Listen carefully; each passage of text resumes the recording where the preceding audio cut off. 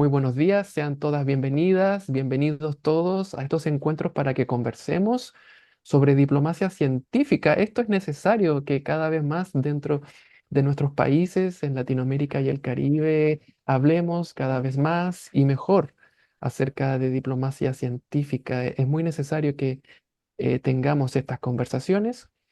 Y para eso hoy hemos invitado, con ese propósito, a la doctora Fernanda Sosa, quien nos acompaña desde Massachusetts, el estado de Massachusetts en Estados Unidos. Buen día, Fernanda, ¿cómo estás hoy?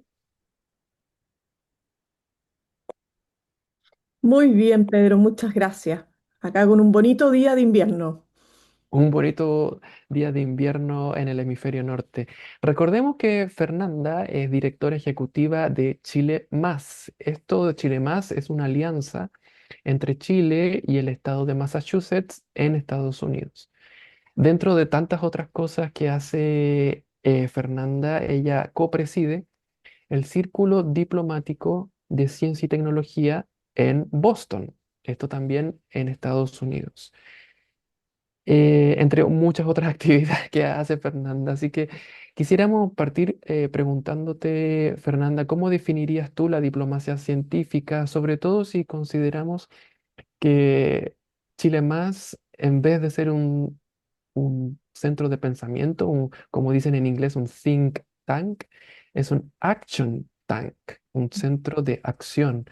Entonces es como manos en la masa, es diplomacia científica en acción.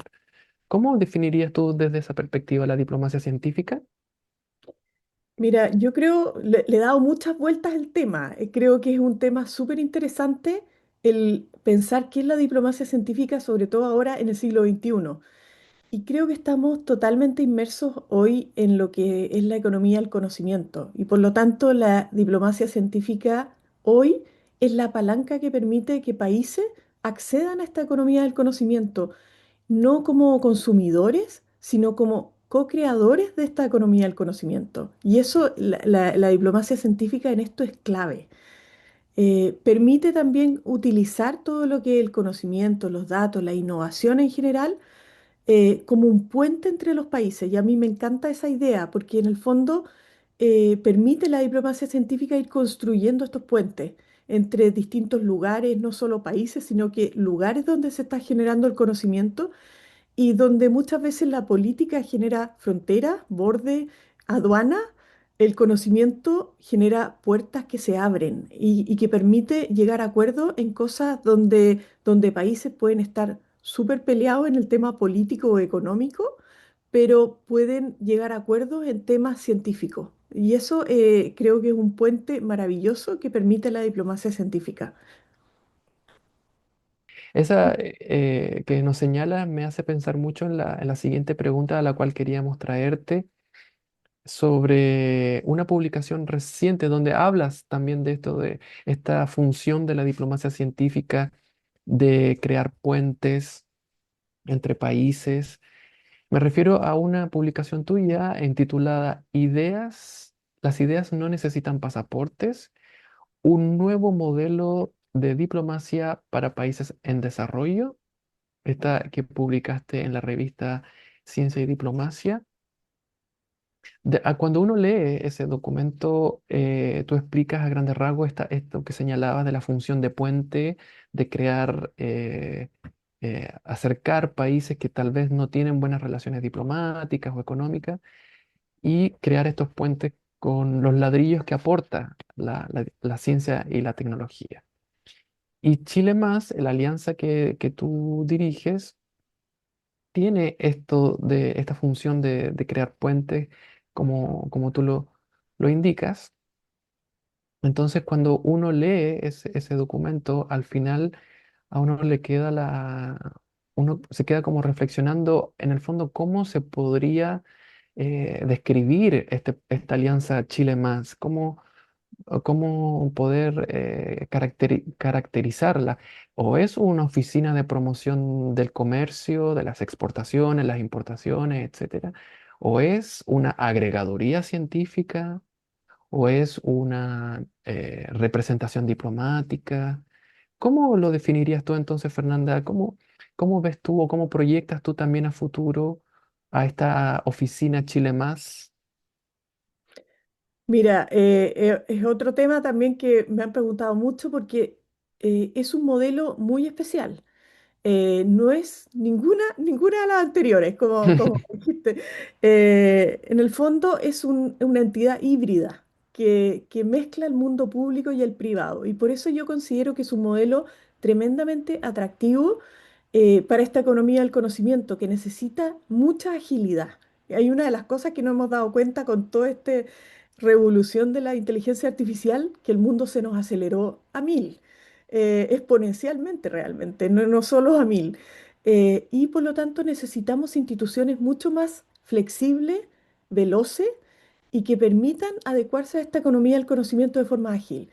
Y muchas veces, claro, el mundo político, el mundo público es más pesado de mover por razones obviamente de seguridad, de un montón de otras cosas, pero la ciencia tiene otra velocidad. Entonces, el poder tener una entidad híbrida que tiene el apoyo del gobierno, eh, todas las redes de los gobiernos, de ambos gobiernos, en este caso, en el caso mío del gobierno de Estados Unidos a través de Massachusetts y del gobierno de Chile, tiene todas estas redes, pero con la agilidad de una startup, la agilidad del mundo privado, del mundo empresarial.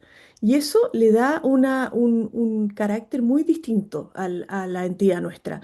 Nosotros tenemos un pequeño financiamiento, menos del 10% de nuestro financiamiento viene del gobierno de Chile.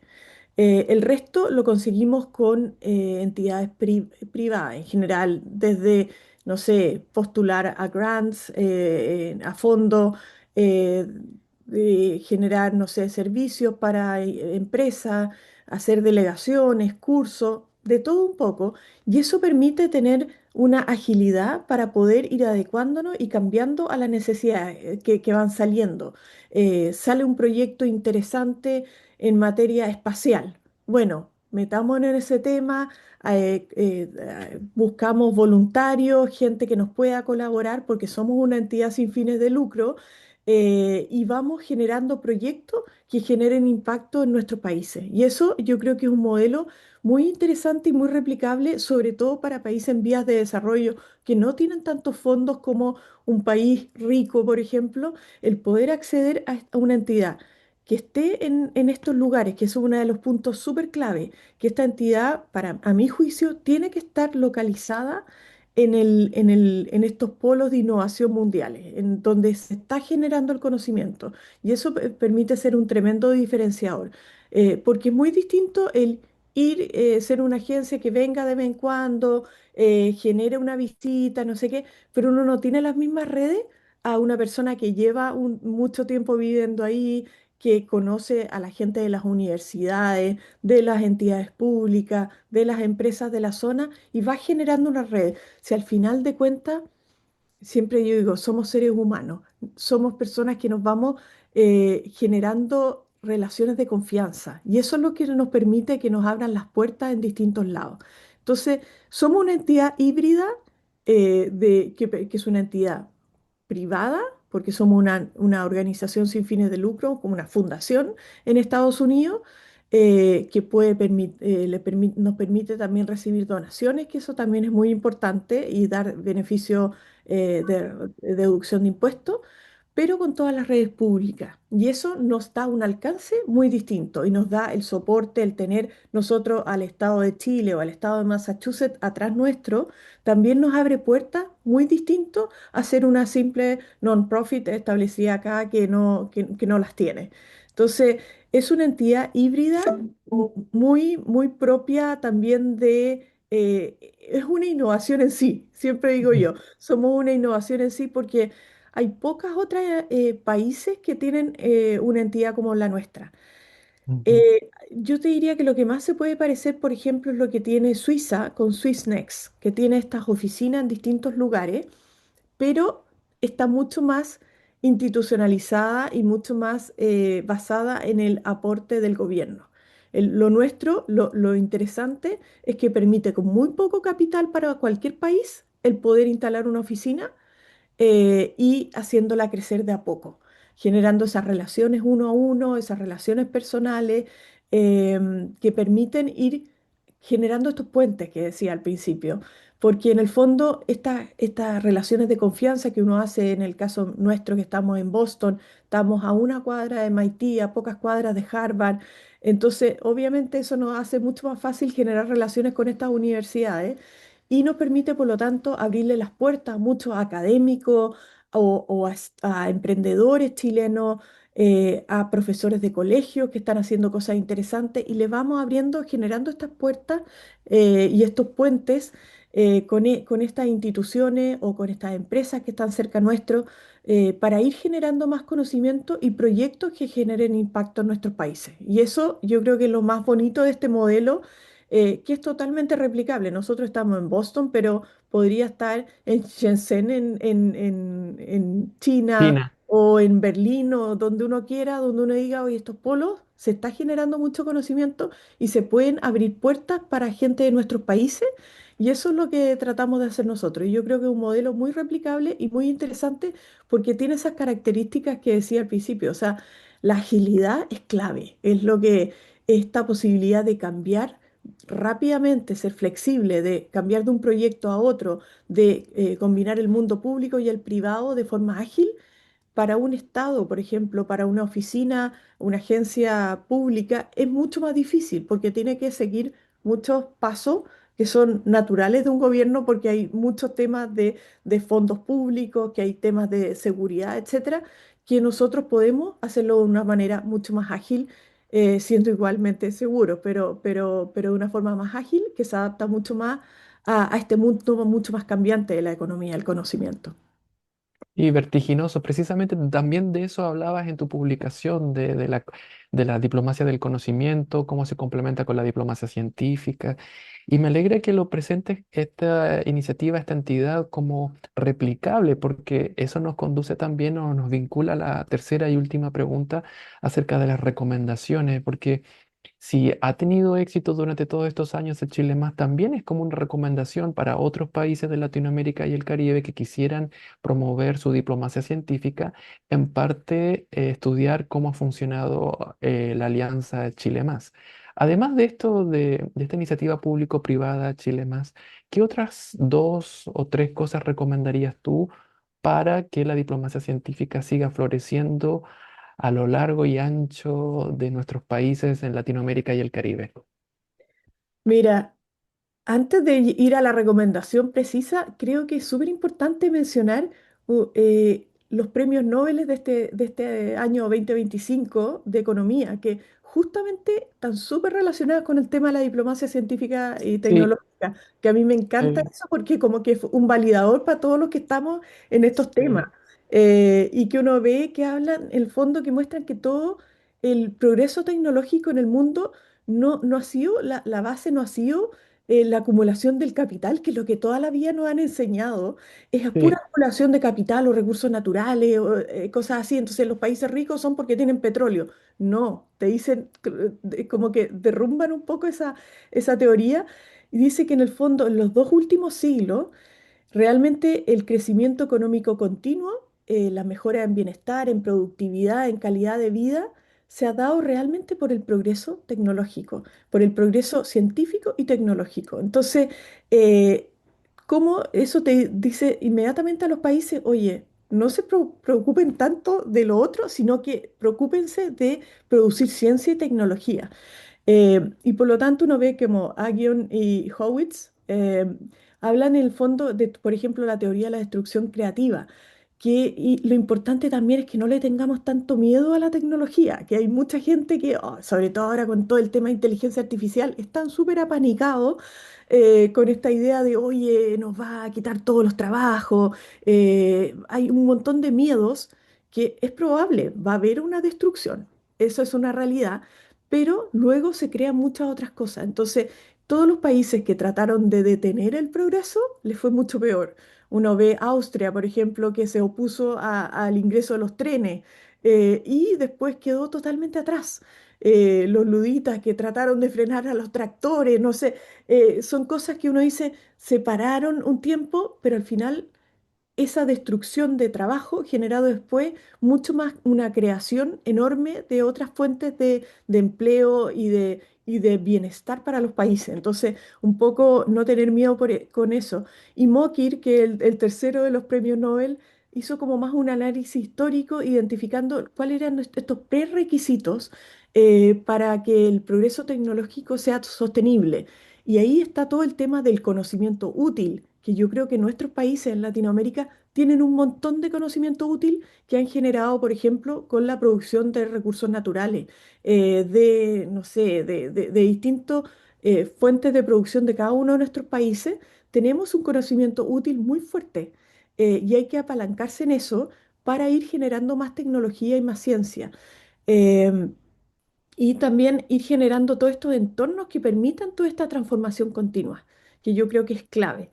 Em, y en el fondo tenemos que ir generando como países todo este ambiente necesario para ir generando más conocimiento. Y para eso es clave el tener estos puentes, donde se está generando conocimiento y apalancarse de ese conocimiento. Em, y dentro de la pregunta que me hiciste en el fondo era cómo como tres cosas clave. Bueno, un poco ya lo he repetido, pero en el fondo no tener miedo a esta velocidad, a ir cambiando, de ser más ágiles como países para ir generando esto. No ponernos tan burocráticos, creo que hay que pelearle un poco a la burocracia y atreverse a dar estos saltos y darnos cuenta de una cosa importante, que no podemos comprar el conocimiento. También yo creo que como países en Latinoamérica estamos como casi acostumbrados de que vamos a irnos de viaje a California y vamos a comprar una tecnología y la vamos a llevar de vuelta a nuestro país y la vamos a implementar. Yo creo que estamos en un momento histórico único en la historia de la humanidad en que podemos ser co-creadores, no importa dónde estemos, y podemos co-crear estas tecnologías porque las herramientas están ahora a nuestra mano. Con todo el tema de la inteligencia artificial, uno tiene las herramientas para hacer lo que quiera, puede programar algo, puede hacer lo que quiera y aprender con la internet todo lo que queramos, conectándonos a cursos online, etcétera. Entonces tenemos la posibilidad de ser más veloces, más ágiles, pero tenemos que ser muy flexibles para esto, pero siempre con esta idea de conectarnos a estos lugares de innovación. No podemos pensar solamente en ir a comprar tecnología, tenemos que atrevernos a pensar que podemos co-crearlo. Y eso es una de las cosas que creo que es muy importante. Ser partícipes más activos, porque en el fondo si revisas la historia, claro, todos los avances tecnológicos derivados del avance de la ciencia en una primera instancia han generado temor, resquemores, reticencia, pero luego hemos sabido regularlos y con eso podemos como encauzar todos estos temores, apaciguarlos y luego dar rienda suelta, dar cabida, generar estos ecosistemas para que florezcan todas estas tecnologías y queden en definitiva al servicio, al beneficio de las personas, ¿verdad? Entonces, se podrían regular estas nuevas tecnologías de la misma manera como hemos regulado otras tecnologías en el pasado.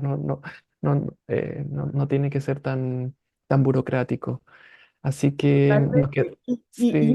un tema interesante que yo siempre digo de la gente en Latinoamérica, que somos súper creativos en general. Siempre hemos sabido vivir con poco.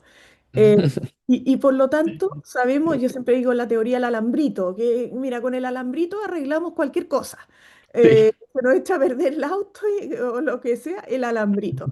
Y en eso tenemos que aprovechar eso porque eso es parte de la economía del conocimiento, darnos cuenta que aprender haciendo, que a nuestros niños yo creo que es clave meter el tema de la educación innovadora desde pequeñito, de que aprendan a pensar fuera de la caja y aprendan a hacer cosas nuevas haciendo con las manos. Yo creo que en eso los de Latinoamérica somos muy creativos, muy flexibles y esta economía del conocimiento puede estar muy a favor nuestro y tenemos que aprovechar esa ola. Yo creo que es un tema interesante como pensarlo desde la cultura nuestra también.